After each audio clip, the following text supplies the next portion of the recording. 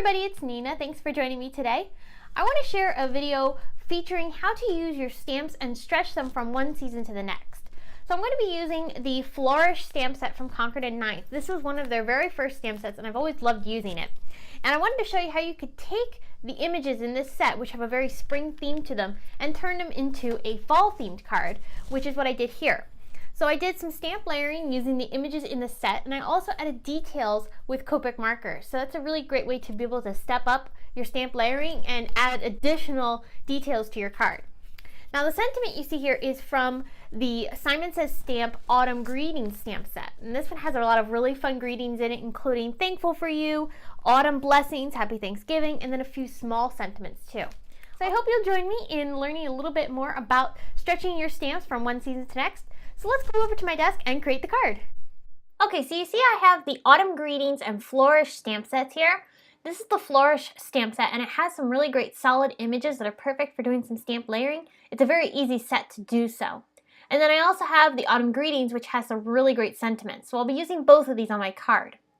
I'm starting off by taking the images from the FLOURISH stamp set and I'm going to stamp these down onto some cream cardstock from Simon Says Stamp.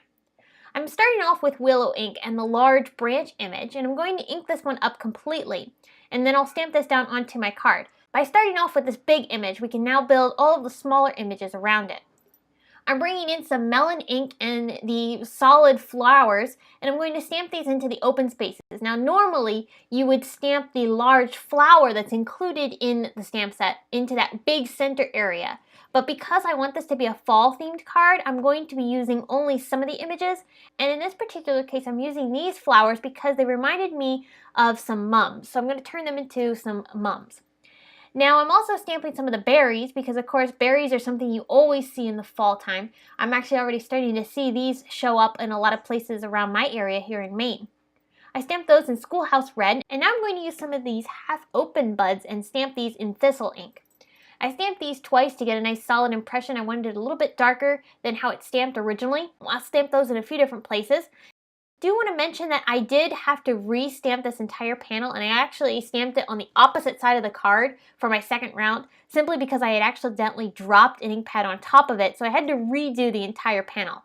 So this is the panel that I redid, and when I redid this I stamped it in the exact same way. Again, I just put it on the opposite side of the panel.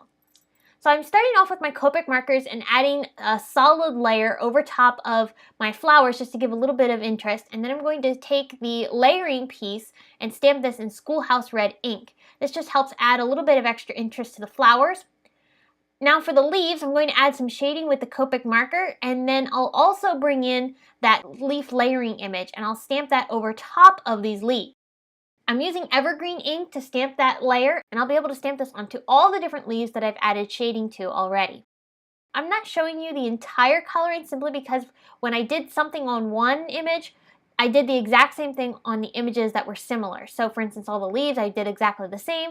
All the berries here, I'm adding a little bit of shading around the one side, and I did that for all the different berries. So I'm just showing you a couple of them as I go along here. That way the video isn't too long. Now for the branches, I wanted some of the images to look like they were behind the branches, so I went ahead and put some of the branches over top of some of the smaller images, and that helped make the scene look a little bit more realistic. For the half-open buds, I'm taking some purples that match that THISTLE ink, and I'm going to add a little bit of shading to the edges. I didn't use the stamp layering piece that went with those half-open buds. I wanted to be able to add the shading with my Copic markers. Now here I'm mapping out with my Copic markers some areas where I'm going to want dots of Nuvo drops, and I'm going to add these at the very end of making this card, but I wanted to map out where they were going to go so that way I could finish planning my card. So I just used some colors that match the colors I was going to be using for adding the Nuvo drops onto my card, and then I'm also going to add some stippling to the center of each of these flowers, and again I'm going to end up going over top of those dots with some Nuvo drops as well. So what I have here is a Jelly Roll clear glaze pen. This is really fun because you can add clear dimensional looking areas on your images. So I'm going to draw little highlights on each of these berries, and this is going to end up drying perfectly clear and give a shiny appearance. It's It's not going to be bright white. I don't want a bright white highlight on these images, and it does look milky right now, but once it dries, here you can see they have a really great highlight, shiny appearance and makes them look really dimensional, but it's not in white, it's in a clear, so it's picking up the red underneath, and it looks so cool. Now I'm going to go ahead and die cut this panel with a wonky stitched rectangle die from Simon Says Stamp, and then I'll bring in my sentiment.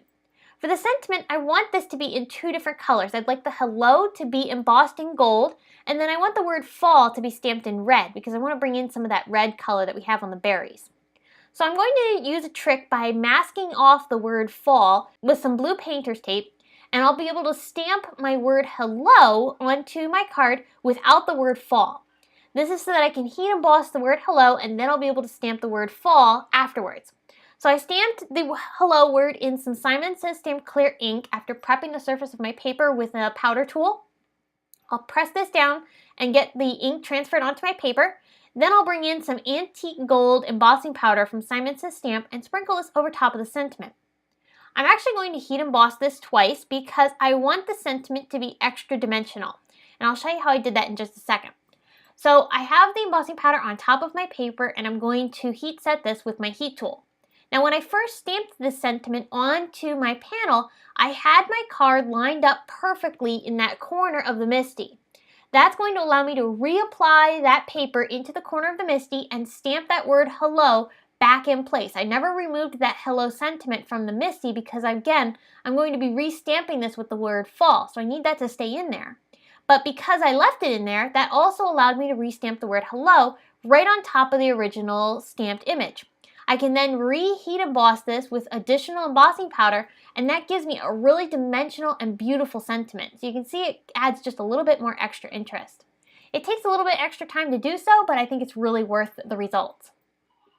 So now I'm going to take some more painter's tape and add this over top of the word hello. This is so that I can stamp the word fall in some Schoolhouse red ink, which is the same ink that I used to stamp the berries. So I'll remove the masks and stamp that down, and you can see it stamped it in the exact place it was originally intended to stamp.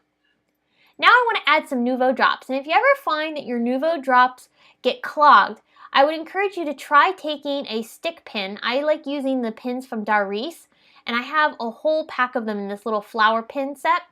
So I'm going to go ahead and use that and just kind of clear out any of the extra Nouveau drops that might have dried in the nozzle, and then I can go ahead and start adding these onto my project.